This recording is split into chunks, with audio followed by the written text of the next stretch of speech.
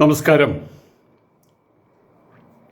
ഈ ഇസ്ലാമിനകത്ത് സ്ഥിരം കേൾക്കുന്ന ചില വാക്കുകളിൽ ഒന്നാണ്, അതൊന്നും മലയാള വാക്കോ ഇന്ത്യൻ വാക്കോ അല്ല കേട്ടോ.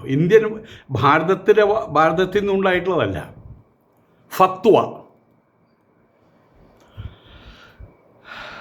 ഈ ഫത്വ പ്രസ്ഥാനം ഹിന്ദുക്കളുടെ ഇടയിലുണ്ടായിരുന്നു. ഒരു കാലത്തേക്ക് ഹിന്ദുക്കളുടെ ഇടയിലുണ്ടായിരുന്നു. ഞാൻ പലപ്പോഴും പറഞ്ഞതാണത്. അത് ഇവരേക്കാൾ അതിശക്തമായിരുന്നു. ജാഹിലിയ കാലഘട്ടത്തിൽ പെൺകുട്ടികളെ കൊന്നു കുഴിച്ചു മൂടാറുണ്ട്. പിന്നീട് ഇസ്ലാമിൻ്റെ ഇന്നത്തെ രൂപം ആവിർഭവിച്ചത് ശേഷം മദീനയിൽ അവിടെയും ഇതുപോലെ തന്നെ പെൺകുട്ടികൾക്ക് വലുതായിട്ടുള്ള രൂപത്തിലുള്ള അവർക്കെതിരെ ഫത്വകൾ പുറപ്പെടുവിച്ചിട്ടുണ്ട്. ഇപ്പോഴും അത് വലിയ രൂപത്തിൽ നടപാടുകയാണ്. ഈ ഫത്വ എന്ന് പറയുന്ന സാധനം അതൊരു ചെങ്കോല് പോലെ കയ്യിൽ വെച്ചുകൊണ്ടിരിക്കുകയാണ് ഈ പട്ടീതന്മാർ, ഈ തലയെക്കെട്ടുകാർ. അതവരുടെ ഒരു അധികാരത്തിൻ്റെ ചിഹ്നമാണത്. നമ്മളെ വീടിന് മുമ്പിലുള്ള അൽസേഷൻ പട്ടിയുണ്ടല്ലോ, അവർ നമ്മൾ ടിപ്പു കം ഹിയർ എന്ന് പറഞ്ഞ് വരുമ്പോൾ അവർക്ക് വലിയ സന്തോഷമാണ്. അത് കഴിഞ്ഞിട്ട് അവർ കുരയ്ക്കുന്നത് എന്തെങ്കിലും പറഞ്ഞ് കുരയ്ക്കുന്നത് സ്റ്റോപ്പ്, ഡോണ്ട് മാർക്ക്, ഇംഗ്ലീഷാണ് പറയുള്ളൂ, പട്ടികൾക്ക് ഇംഗ്ലീഷാണ്. അങ്ങനെ പറയുമ്പോൾ അത് അവരെ നിയന്ത്രിക്കുന്നു. വലുതായിട്ടുള്ള അൽസേഷൻ നായകളെ ഡോബർമാനിക്ക് നിയന്ത്രിക്കുന്നത് മറ്റുള്ളവരെ കാണിച്ചു കൊടുക്കുക എന്നുള്ളത് ഇവരൊരു ഫത്വ. നാളെ മുതൽ ഇന്നത് ചെയ്യരുത്, ഉടനെ തന്നെ എല്ലാവരും സ്റ്റഡി പടി കണ്ട അങ്ങനെയൊരു ഫത്വ കയ്യിൽ ആയുധമായിട്ട് വെച്ചുകൊണ്ട് അവർക്കൊരു ആഭരണമാണ് വാസ്തവത്തിൽ ഈ തലയെക്കെട്ടുകാർക്ക്. ഇത് പണ്ട് ഹിന്ദുക്കളുടെ ഇടയിലുണ്ടായിരുന്നു. അതിൻ്റെ പേരാണ് സ്മാർത്ഥം എന്ന് പറയും. സ്മാർത്ഥം. അത് താഴേക്കടയിലും മേലേക്കടയിലും ആൾക്കാരുണ്ടായിരുന്നല്ലോ. താഴേക്കടയിലുള്ള ആൾക്കാർ അവരൊന്നും മിണ്ടാൻ പോലും പാടില്ല, വഴി നടക്കാൻ പാടില്ല. പിന്നെ അവരുടെ നേരെ ഒരു ആയുധം പ്രയോഗിക്കേണ്ട ആവശ്യമില്ലല്ലോ. അതായത് ദൃഷ്ടിയിൽ പോലും പെട്ടുകൂടാത്തവരാണ് അവർ. തൊടാൻ പാടില്ല, മിണ്ടാൻ പാടില്ല, അവരെ നാറ്റടിക്കാൻ പാടില്ല, പെരുവഴിയിൽ കൂടെ നടക്കാൻ പാടില്ല, അമ്പലങ്ങളിൽ കയറുന്ന കാര്യം ആലോചിക്കാൻ വയ്യ. അപ്പം ആയതുകൊണ്ട് അവരുടെ മേലെ ഫത്വ ഇല്ല. ഫത്വ ഉണ്ടായിരുന്ന മുഴുവൻ മേൽജാതിക്കാരുടെ മേലെയായിരുന്നു, പ്രത്യേകിച്ചും ബ്രാഹ്മിൻസ്. അതിൻ്റെ ഇടയിലാണ് അവർ സ്മാർത്ഥം കൊണ്ടുവന്നത്. സ്മാർത്ഥം പറഞ്ഞാൽ ശ്രുതി സ്മൃതി രണ്ടെണ്ണമുണ്ട്. ശ്രുതി വെച്ചാൽ ശ്രൗതം, ശ്രുതി സംബന്ധമായിട്ട് ശ്രൗതം അനുഷ്ഠിക്കേണ്ടുന്ന കർമ്മ പദ്ധതികൾ, മറ്റുള്ള നിയമ പദ്ധതികൾ, ശിക്ഷാവിധികൾ അവിടെ എത്തുന്നത് സ്മൃതി സംബന്ധമായിട്ടുള്ള കാര്യങ്ങളിൽ എത്തുന്നത് ആണ്. മനുസ്മൃതി എന്നൊക്കെയും പറയുന്നത് അതിൽ പെട്ടതാണ്. അത് പ്രകാരമുള്ള വിചാരണയ്ക്കാണ് സ്മാർത്ഥം എന്ന് പറയുക, സ്മാർത്ഥ വിചാരണ. അതും ചെന്ന് എത്തിപ്പെട്ടിട്ടുള്ള ആരെ തലയിലെ വിടുക അറിയോ? പെൺകുട്ടികളുടെ തലയിലെ വിടുക. 3 താത്രിക്കുട്ടിമാരാണ്. ഒരു താത്രിക്കുട്ടി മാത്രമല്ല, കുറിയടത്ത് താത്രിക്കുട്ടി മാത്രമല്ല, 3 താത്രിക്കുട്ടിമാരെയാണ് സ്മാർത്ഥം ചെയ്ത് പുറത്താക്കിയിട്ടുള്ളത്. ഒരു നമ്പൂതിരിയെ, അയാളുടെ പേരെനിക്കറിയില്ല, ആ നമ്പൂതിരിയെ ചാക്യാരാക്കി മാറ്റി, തരം താഴ്ത്തി എന്നർത്ഥം. അതായത് തെറ്റ് ചെയ്യണ സമയത്ത് ഉദ്യോഗസ്ഥന്മാരെ തരം താത്തില്ലേ, പ്രൊമോഷനല്ല ഡിമോഷൻ എന്ന് പറയുന്ന പോലെ അത്രയും വലിയ പരിപാടികൾക്കുണ്ടായിരുന്നു. എന്തിനേറെ ഒരു കാലഘട്ടത്തിൽ സതി ഉണ്ടായിരുന്നതല്ലേ. ആ സതിയുടെ വേറൊരു രൂപമല്ലേ വിധവകൾ എന്താ പറയുക, ചത്തു ജീവിക്കണം എന്നുള്ളത്. അതൊക്കെ കുറേ പറഞ്ഞിട്ടുള്ള കാര്യങ്ങളാണ്. അതുകൊണ്ട് ഞാൻ വീണ്ടും പറയുന്നില്ല. അപ്പോൾ ഇത് പണ്ടുണ്ടായിരുന്നു. അതിൻ്റെ വാലാണ്. കാരണം ഹിന്ദുമതം എല്ലാ മതങ്ങളുടെയും മാതാവാണ്, പണ്ടുണ്ടായിരുന്നതാണല്ലോ. ഇതെന്ന് പറഞ്ഞാൽ ഏറ്റവും അവസാനം ഉണ്ടായിട്ടുള്ള കുഞ്ഞു മതമാണ് ഇസ്ലാം മതം. അവരിന്ന് ഇപ്പോൾ നമ്മൾ സീനിയറായിട്ടുള്ള സ്റ്റുഡൻസ് ഉണ്ടല്ലോ, അവർ 8ാം ക്ലാസ്സിൽ നിന്ന് 9ാം ക്ലാസ്സിൽ കയറുമ്പോൾ 7ാം ക്ലാസ്സുകാരൻ 8ാം ക്ലാസ്സിൽ കയറും. അടുത്ത വർഷം ഇവർ 9ാം ക്ലാസ്സിൽ നിന്ന് 10ാം ക്ലാസ്സിൽ കയറുമ്പോൾ 8ാം ക്ലാസ്സുകാരൻ 9ാം ക്ലാസ്സിൽ കയറും എന്ന് പറഞ്ഞ പോലെ പിന്നാലെ കൂടിയിരിക്കുകയാണ് ഈ മുസ്ലിങ്ങൾ അവരുടെ ഫത്വയുമായിട്ട്. അത് കാണുമ്പോൾ നമുക്ക് ഓർമ്മ വരുന്നത് എന്താണ്? കുറിയെടുത്ത് താത്രിക്കുട്ടിയെപ്പോലുള്ള ആളുകളെ ഓർമ്മ വരുന്നത്. അവർ പ്രതികരിക്കുകയും ചെയ്തിട്ടുണ്ട്. താത്രിക്കുട്ടി വലിയൊരു കലാകാരിയായിരുന്നു. 64 കലകളും അവർക്ക് അറിയാമായിരുന്നു എന്നാണ് പറയുന്നത്. സംസ്കൃത പണ്ഡിതിയായിരുന്നു. അന്നത്തെ കാലഘട്ടത്തിൽ അവർ അത്യാവശ്യം ഇംഗ്ലീഷ് സംസാരിച്ചിരുന്ന സ്ത്രീയാണത്രേ ഈ താത്രിക്കുട്ടിയുടെ മകളുടെ മകളോ മറ്റോ ആണ് ഷീല എന്ന് പറയേണ്ട. അതൊരു റൂമറാണ് എന്ന് ഷീല തന്നെ പറഞ്ഞില്ല, അത് നമുക്ക് വെട്ടിക്കളയാം. കുറിയടത്ത് താത്രിക്കുട്ടി. അപ്പോൾ പറഞ്ഞു വരുന്നത്, ഇന്ന് ഇസ്ലാമിൻ്റെ പേരും പറഞ്ഞ് ശരീഅത്തിൻ്റെ പേരും പറഞ്ഞ് മുസ്ലിങ്ങളാണ് ഇപ്പോൾ ഈ സ്മാർത്ഥം വലിയ രൂപത്തിൽ നടത്തിക്കൊണ്ടുവരുന്നത്. അവിടെ അന്യമതസ്ഥരുടെ പ്രസാദം കഴിക്കരുത്. എന്തോ ഒരു കാര്യത്തിൽ ഭാഗ്യമുണ്ട്, അന്യമതസ്ഥരെ കാണരുത് എന്നൊന്നും പറഞ്ഞിട്ടില്ല. പണ്ട് നമ്പൂരിമാരെ അവിടെ അങ്ങനെ ഉണ്ടായിരുന്നു, മറക്കുട കൂടി നടക്കണം. അപ്പം മറക്കുടയുടെ ഉള്ളിൽ കൂടെ അങ്ങോട്ട് കാണാൻ പറ്റില്ല, അവിടെയുള്ളവർക്ക് ഇങ്ങോട്ടും കാണാൻ പറ്റില്ല. പക്ഷേ ഇപ്പോൾ ഇവർ മറ്റേ ചാക്ക് മൂടുന്ന സമയത്ത് കണ്ണ് തുറന്നു വയ്ക്കാതെ എഴുതാൻ കൊടുത്തിട്ടുണ്ടല്ലോ. അപ്പോൾ ഇവർക്ക് മറ്റുള്ള പുരുഷന്മാരുടെ രോമം നിറഞ്ഞ നെഞ്ചും അവരുടെ മറ്റേ സിക്സ് പാക്കൊക്കെ കണ്ടിട്ട് അവർക്ക് അവരുടെ കാമം ഉണർത്തിക്കാം. അതിന് വീട്ടിൽ പോയിട്ട് ബാക്കിയുള്ള പരിപാടികൾ ഒപ്പിക്കാം. പക്ഷേ ആളുകൾ അവരെ കാണാൻ പാടില്ല. എന്തൊരു വൃത്തികെട്ട, ഞാനൊന്ന് ആലോചിച്ച് നോക്കൂ. ഒരു സ്ത്രീയുടെ സൗന്ദര്യം പുരുഷന് വല്ല സൗന്ദര്യമുണ്ടോ? അവൻ കൊമ്പ മെഷീൻ താടി വെച്ചാൽ അവൻ്റെ സൗന്ദര്യം പോയി. സ്ത്രീക്കാണ് സൗന്ദര്യം. ആ സൗന്ദര്യമാണ് അവർ സൗന്ദര്യവർദ്ധക വസ്തുക്കളെ കൊണ്ട് ഒന്നും കൂടി മിനുക്കുന്നത്. ഒരു പുരുഷനും എൻ്റെ കാഴ്ചപ്പാടിൽ സൗന്ദര്യം, ചിലർ പറയും പുരുഷ വർഗത്തിനാണ് സൗന്ദര്യം, എന്തോ ആകട്ടെ, അങ്ങനെയുള്ള സ്ത്രീകളെ ഇവർ ചാക്കിട്ട് മൂടി നടത്തുന്നതൊക്കെ വാസ്തവത്തിൽ പ്രാകൃതമല്ലേ? നമ്മൾ ചിന്തിക്കേണ്ട വസ്തുതയല്ല, അതിൻ്റെ ആൾക്കാരെ ചിന്തിക്കേണ്ടത്. ഇപ്പോൾ അവർ ചിന്തിച്ചു, അതല്ലേ നമ്മൾ കാണുന്നത്. അന്യമതസ്ഥരുടെ പ്രസാദം കഴിക്കരുത്, അവരുടെ ആഘോഷത്തിൽ പങ്കെടുക്കരുത്, അവരാഹാരം കഴിക്കരുത്, നാറ്റിക്കരുത്, തിന്നരുത് പോലുള്ള വളരെ കർക്കശമായിട്ടുള്ള ഏകീകൃത മതവിലക്ക് ഹിന്ദു ധർമ്മത്തിൽ ഇപ്പോഴില്ല. ഉണ്ടായിരുന്നു. ബ്രാഹ്മണങ്ങൾ അതാണ് പറഞ്ഞിട്ടുള്ളത്. ബ്രാഹ്മണങ്ങളിലേക്കും പറയുന്ന കാര്യങ്ങൾ ഇന്നിപ്പോൾ ബ്രാഹ്മണൻ എന്ന് ഞാൻ പറഞ്ഞു. എന്താണ് ബ്രാഹ്മണൻ എന്ന് ചോദിച്ചു കഴിഞ്ഞാൽ എത്ര മാത്രമേ ഉള്ളൂ.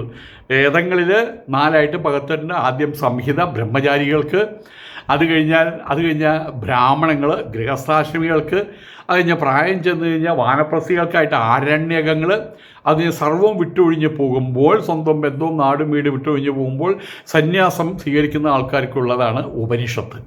അങ്ങനെ 4 വിഭാഗങ്ങളാണ് അതിനകത്തുള്ളത്. അതിൽ 2ാമത്തെ വിഭാഗമാണ് ഈ ബ്രാഹ്മണങ്ങൾ. ആ സാധനമൊന്നും ഹിന്ദുക്കൾ ഇപ്പോൾ കാണുന്നതേ ഇല്ല. ഇനി എവിടെയും പോയിട്ട് ആ ബ്രാഹ്മണത്തിൻ്റെ ഒരു കോപ്പി കിട്ടുമോ എന്ന് നിങ്ങൾ DC ബുക്ക് സ്റ്റാളിലോ മാതൃഭൂമി ബുക്ക് സ്റ്റാളിലോ ചോദിച്ചാൽ അവർ ബ്രാഹ്മണോ അതെന്താ അങ്ങനെ ഒരു സാധനമില്ല. വേണമെങ്കിൽ ഋഷികേശിലോ ഹരിദ്വാറിൽ പോയാൽ പഴയ ഗീതാപ്രസരയ്ക്കും പോയി ഇങ്ങനെ ചൗക്കമ്പ, ബനാറസിദാസ് അവിടേക്കും പോയി അതിൻ്റെ പഴയ കോപ്പികൾ കിട്ടുന്നു മാത്രം, അത്രയേ ഉള്ളൂ. അപ്പോൾ അത് ഈ കാലത്തിനനുസരിച്ച് അവർ മാറ്റി. ഇപ്പോൾ അവരുടെ നിയമങ്ങൾ മുഴുവൻ ഭാരതീയ ന്യായ സംഹിതയാണ് അവരുടെ നിയമങ്ങൾ. ഇവരുടെ നിയമങ്ങളൊക്കെ അത്രയേ ഉള്ളൂ. ഇവർ എന്ത് നിയമം പറഞ്ഞാലും ആ കുളത്തുമ്മ പിടിച്ചു കഴിഞ്ഞാൽ പോച്ച്, അത് ഒരു രക്ഷയില്ല. ഭാരതീയ ന്യായ സംഹിത തന്നെ ഭാരതത്തിലെ ഏറ്റവും വലിയ നിയമം. അതിൻ്റെ താഴെ മറ്റെല്ലാം കിടക്കുള്ളൂ, ഏത് ശരീരത്തും കിടക്കുള്ളൂ. വ്യക്തിപരമായിട്ടുള്ള ആചാരനിഷ്ഠകൾ, അതുപോലെ സസ്യാഹാരശീലം, വിശ്വാസതീവ്രത. എന്നോട് ചോദിച്ചിട്ടുണ്ട്, സ്വാമി എങ്ങനെയാണ്? സ്വാമിക്ക് നല്ല തടിയുണ്ടല്ലോ, നല്ല ഉയരമുണ്ടല്ലോ, നല്ല ആരോഗ്യമുണ്ടല്ലോ, 70ാമത്തെ വയസ്സിലും സ്വാമി നല്ല ആരോഗ്യശാലി കഴിക്കുന്നുണ്ട്. അപ്പോൾ സ്വാമി എന്താ കഴിക്കണേ? മുട്ട കഴിക്കുമോ? ചിക്കൻ കഴിക്കുമോ? മട്ടൻ കഴിക്കുമോ? ബീഫ് കഴിക്കുമോ? കള്ളു കുടിക്കുമോ? അപ്പോൾ ഇവരുടെ ധാരണ എന്താണെന്ന് വെച്ചാൽ ഇതൊക്കെ കഴിക്കുന്നവരാണ് തടിയും ഉയരൊക്കെ ഉള്ളവരായിട്ട് കൊടുക്കുന്നത്. ഇടയ്ക്ക് കഞ്ചാവ് അടിച്ചാലേ സംസാരിക്കാൻ പറ്റുള്ളൂ.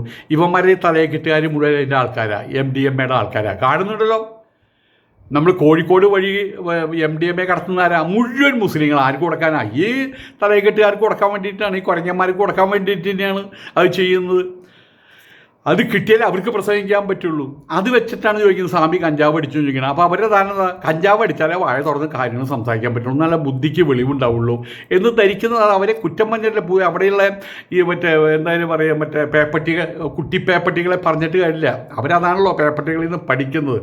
ഏതായാലും നമുക്കറിയാവുന്ന ആളുകൾ, ഹിന്ദു ആളുകൾ, അവർ ഒരുപാട് ആളുകൾ എടുത്തു നോക്കിക്കഴിഞ്ഞാൽ ഇത്തരം രീതിയിലുള്ള ഡു ആൻഡ് ഡോൺസ്,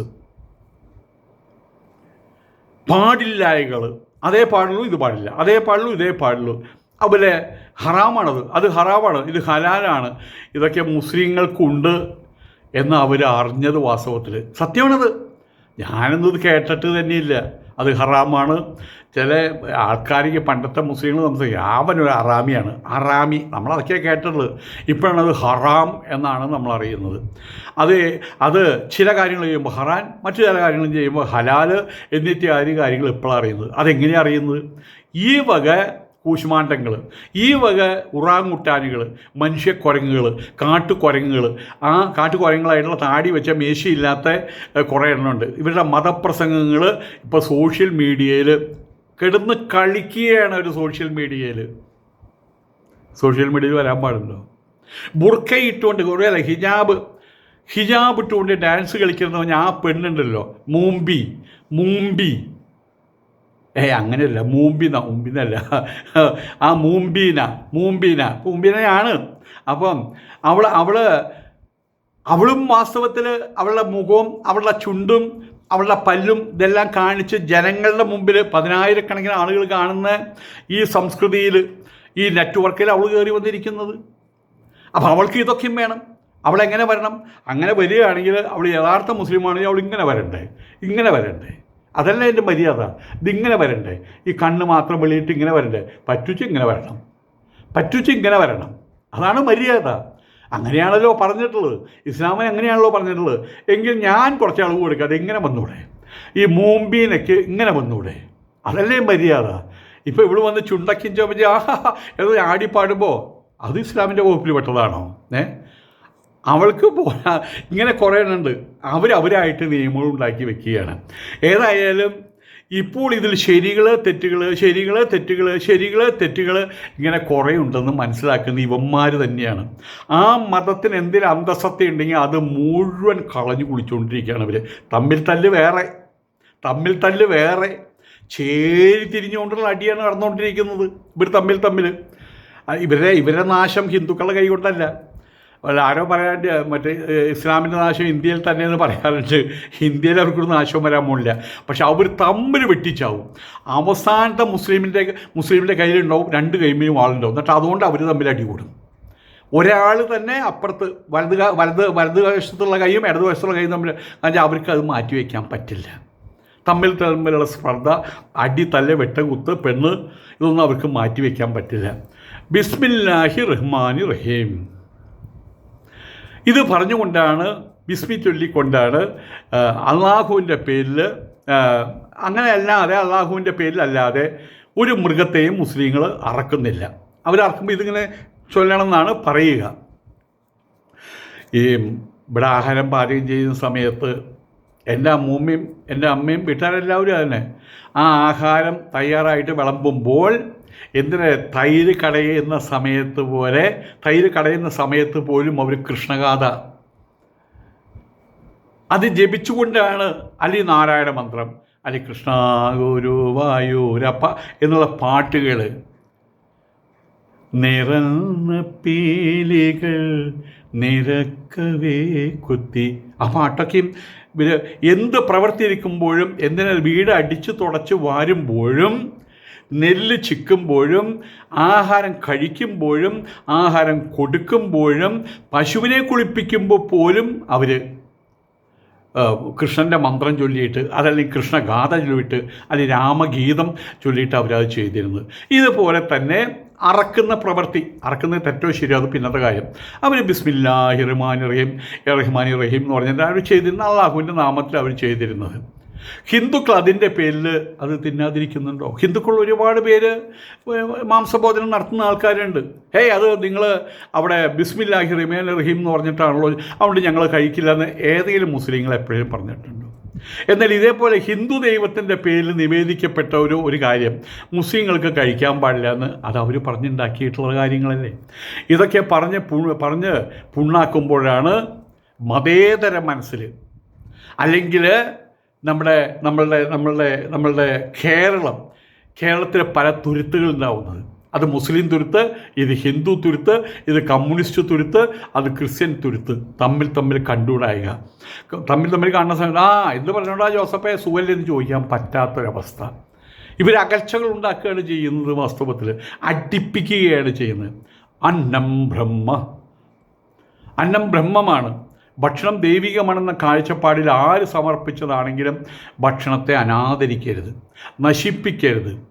അങ്ങനെ വിശ്വസിക്കുന്നവരാണ് ഹിന്ദുക്കൾ. അങ്ങനെ വിശ്വസിക്കുന്ന ആൾക്കാരാണ്.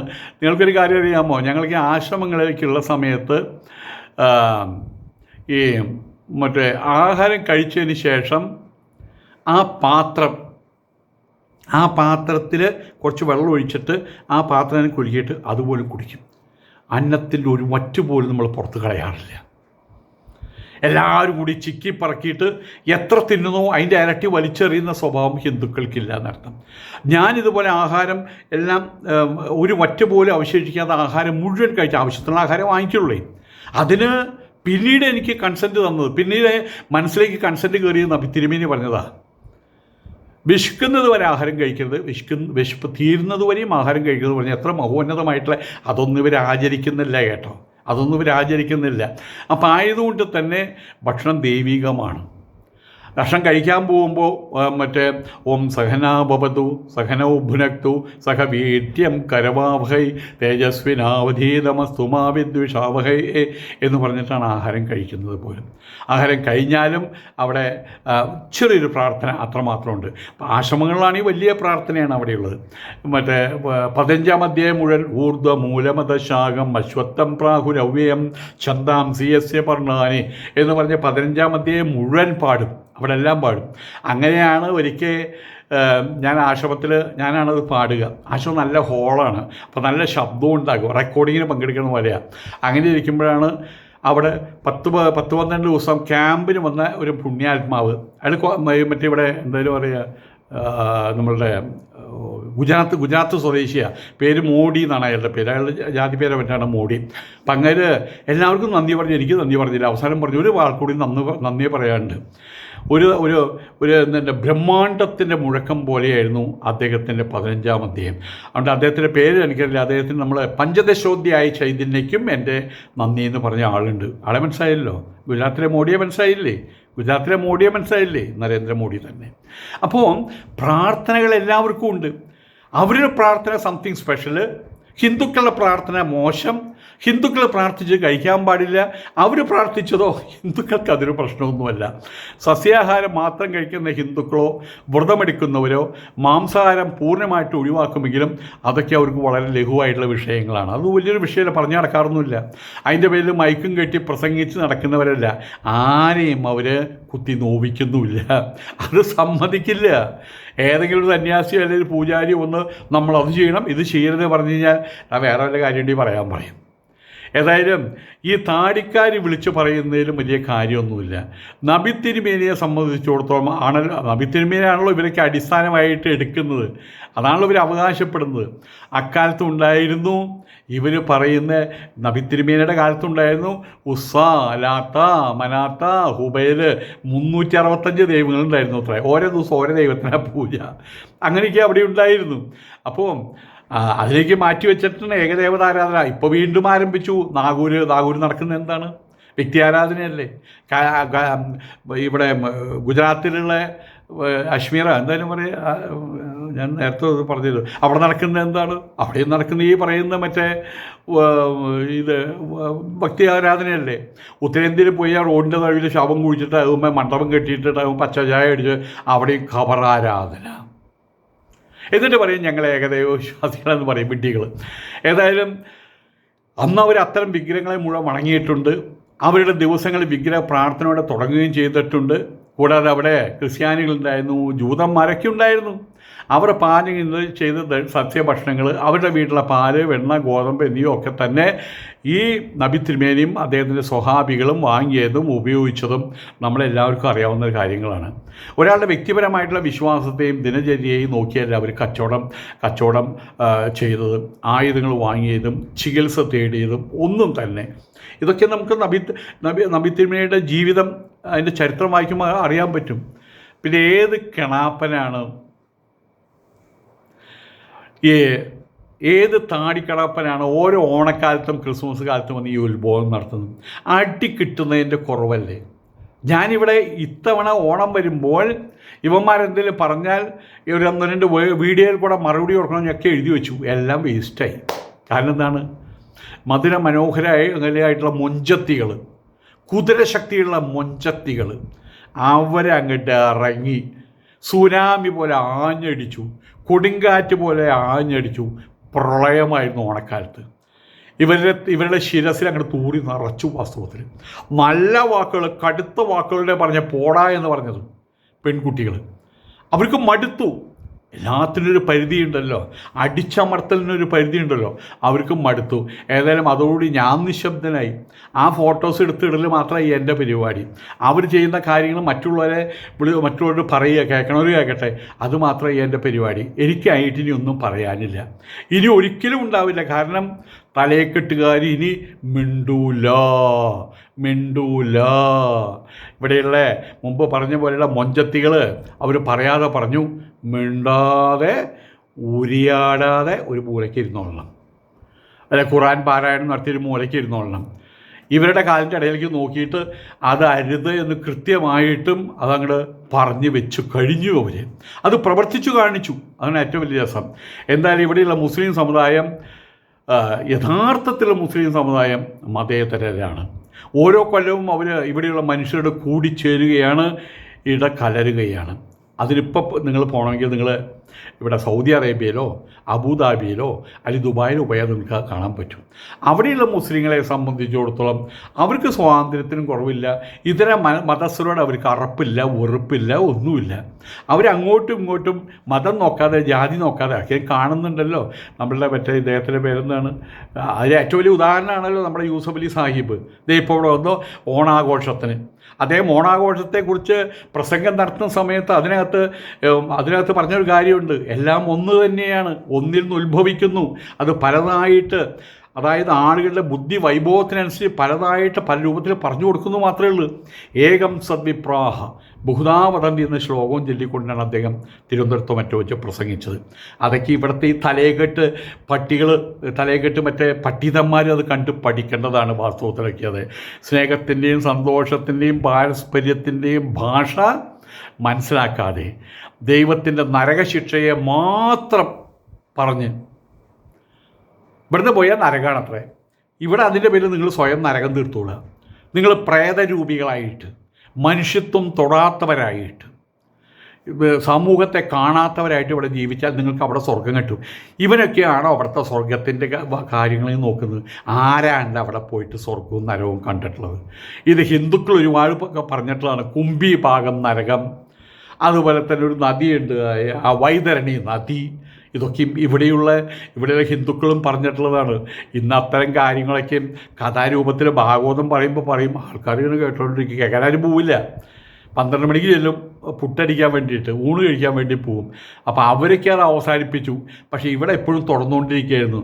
ഇവിടെയും അതിൻ്റെ സമയമായി, അവസാനിപ്പിക്കേണ്ട സമയമായി. തലയെക്കെട്ടുകാർ മുഴുവൻ വലിഞ്ഞോ, ഉള്ളിലോട്ട് വലിഞ്ഞോ, ഗുഹകളിലോട്ട് വലിഞ്ഞോ. എന്നിട്ട് നിങ്ങൾ ആ ഖുറാനൊക്കെ നിവർത്തി വായിക്കുക. LDFും UDF ഒക്കെ ഒന്ന് വിട്. കമ്മ്യൂണിസ്റ്റ് പാർട്ടിയും കോൺഗ്രസ് പാർട്ടിയും RSSും വിട്. ആധ്യാത്മിക രംഗത്ത് യുവ. എന്നിട്ട് അവിടെ ഇരുന്നിട്ട് നിങ്ങൾ അതൊക്കെ ഒന്ന് പഠിക്കുക, വീണ്ടും പഠിക്കുക. നല്ല നല്ല കാര്യങ്ങൾ നിങ്ങൾ ആളോട് പറയും. ചിലപ്പോൾ അതിൻ്റെ കൂട്ടത്തിൽ ചിലപ്പോൾ രൂക്ഷമായിട്ട് പറയേണ്ടി വരും. അത് അങ്ങനെയുള്ളവരോട്. അല്ലാതെ എല്ലാവരുടെയും കാര്യം ചങ്ങല ഇടാൻ കൊതിക്കരുത് കേട്ടോ. നിങ്ങൾ കെട്ടാൻ കൊണ്ടുവന്ന ചങ്ങല കൊണ്ട് നിങ്ങളുടെ കഴുത്തിൽ തന്നെ അവർ പിടയ്ക്കും. അതാണല്ലോ ഇപ്പോൾ ഇവിടെ സംഭവിച്ചു കുറച്ച് ദിവസങ്ങളായി സംഭവിക്കുന്നത്. ഇന്നിപ്പോൾ ഉത്രാടമാണ്, ഇന്ന് അതിൻ്റെ കൾമിനേഷനാണ്. നാളെ ഓണമാണ്. ഓണത്തിന് കേരളം മുഴുവൻ ഇളകുന്ന തോന്നുന്നത്, കസവുസാരി എടുത്തിട്ട് ഹിജാബ് ഇട്ടിട്ട് ഇളകുന്ന തോന്നുന്നത്. എന്തായാലും ദൈവത്തിൻ്റെ നരകശിക്ഷയൊന്നും പറഞ്ഞുകൊണ്ട് ഇനിയൊന്നും കാര്യമൊന്നുമില്ല. അവരതിനെക്കുറിച്ച് ചിന്തിക്കുന്നില്ല. ഒന്നു ചേർന്ന് പോകാൻ കഴിയില്ലെങ്കിൽ നോക്കുക, ഏതൊരു സംഹിതയും ഏതൊരു പ്രസ്ഥാനവും അത് ചെന്ന് കലാശിക്കുന്നത് പരാജയത്തിലായിരിക്കുമെന്ന് സാരം. ആയതുകൊണ്ട് തന്നെ പടച്ചവൻ്റെ പേരിൽ ഇവിടെ എല്ലാം പടച്ചത് ആ ഒരു പടച്ചവനാണെങ്കിൽ ഹിന്ദുവിനെ പടച്ചതും അദ്ദേഹമാണല്ലോ, ഹിന്ദുവിന് ധർമ്മം കൊടുത്തതും പടച്ചവനാണല്ലോ, അള്ളാഹു തന്നെ. ഐ ക്യാൻ ആക്സെപ്റ്റ് ദിസ്, അള്ളാഹു തന്നെയാണല്ലോ. ഹിന്ദു മതത്തെ സൃഷ്ടിച്ച അള്ളാഹു അല്ലേ, അല്ലെങ്കിൽ പിന്നെ വേറൊരു ദൈവം ഉണ്ടെന്നല്ലേ വരുന്നത്. ആയതുകൊണ്ട് തന്നെ അവർക്ക് ആചാരങ്ങൾ കൊടുത്തതും ഉപചാരങ്ങൾ കൊടുത്തതും ശാസ്ത്രങ്ങൾ കൊടുത്തതും അനുഷ്ഠാനങ്ങൾ കൊടുത്തതും ഉപനിഷത്ത് കൊടുത്തതും ഗീത കൊടുത്തതും ഒക്കെ അള്ളാഹു ആണെങ്കിൽ എന്തിനാ വെറുതെ കിടന്നിട്ട് ഇതിനെ വാപൊളിക്കുന്നത്? അത് ശരിയല്ല, ഇത് ശരിയല്ല എന്നും പറഞ്ഞിട്ട് അതെല്ലാം അള്ളാഹു നോക്കിക്കൊള്ളുന്നു വെച്ചാൽ പോരെ. ഇപ്പോൾ എന്തിനും പറഞ്ഞാൽ കേസ് കൊടുക്കുക, എന്തിനാ കോടതിയിൽ പോണത്? അത് അള്ളാഹു നോക്കിക്കൊള്ളുന്നു വെച്ചാൽ പോരെ. അപ്പോൾ ഭാരതീയ ന്യായ സംഹിത ശരിയാണല്ലേ, ആ നിയമം ഒരു ശരിയാണല്ലേ. എനിവേ, ഓണം ദേ ഇന്ന് ഉത്രാടം നാളായി, നാളെ തിരുവോണമാണ്. അങ്ങടെ ആഘോഷിക്കാൻ ഉറപ്പിച്ച് അങ്ങോട്ട് തീരുമാനിക്കുക, അങ്ങോട്ട് ഓണം ആഘോഷിക്കാൻ അങ്ങോട്ട് തീരുമാനിക്കുക. എങ്ങനെ? പടച്ചവൻ്റെ നാമത്തിൽ ഞങ്ങളിതാ ഓണം ആഘോഷിക്കാൻ പോവുകയാണെന്ന് പറഞ്ഞ് നിങ്ങളെന്തായാലും പറയാം, ബിസ്മില്ലാഹി റഹ്മാനി റഹീം എന്ന് പറഞ്ഞിട്ട് ഹിന്ദുക്കൾ പൂജിച്ച് തയ്യാറാക്കി ആഹാരം കഴിക്കുകയും ഒരു പ്രശ്നം ഉണ്ടാകാൻ പോകുന്നില്ല. കേട്ടാ? നമസ്കാരം.